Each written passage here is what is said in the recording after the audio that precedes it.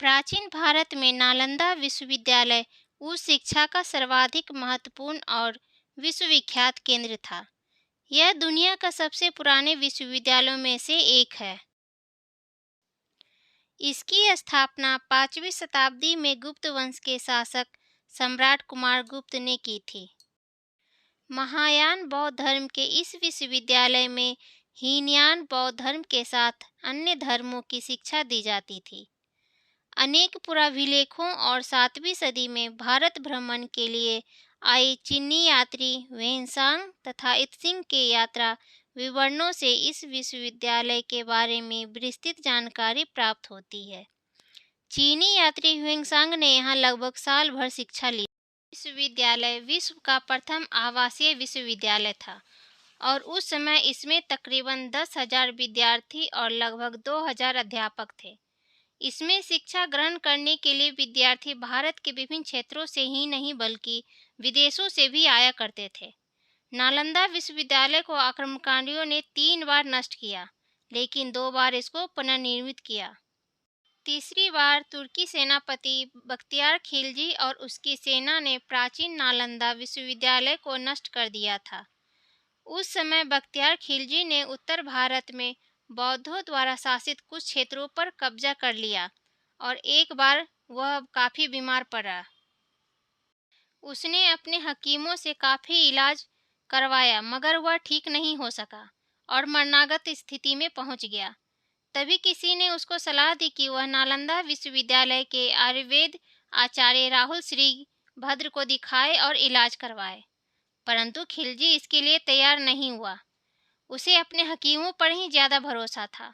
वह यह मानने को ही तैयार नहीं था कि भारतीय वैद्य उसके हकीमों से ज़्यादा ज्ञान रखते हैं, लेकिन अपनी जान बचाने के लिए उसको नालंदा विश्वविद्यालय के आयुर्वेद विभाग के प्रमुख आचार्य राहुल श्रीभद्र को बुलाना पड़ा।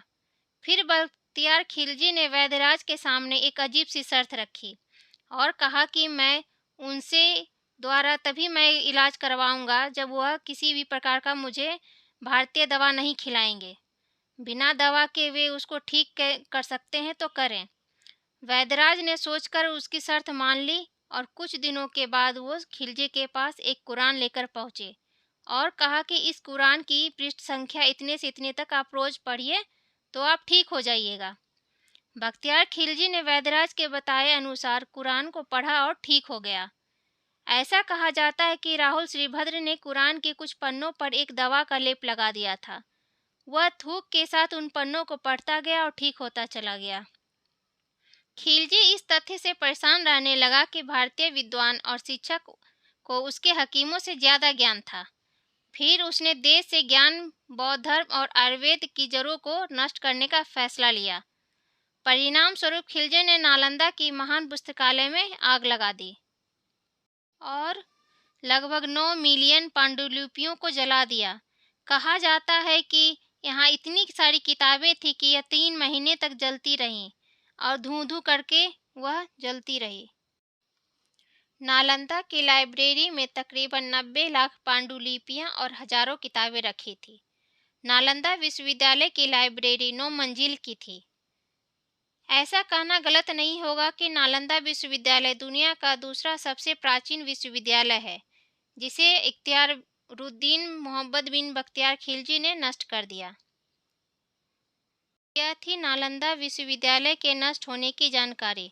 तो यह जानकारी कैसी लगी कमेंट बॉक्स में ज़रूर बताएं। अगर ये वीडियो आपको इन्फॉर्मेटिव लगी तो इस वीडियो को लाइक करें, दोस्तों के साथ शेयर करें और इस चैनल को सब्सक्राइब करना न भूलें। धन्यवाद।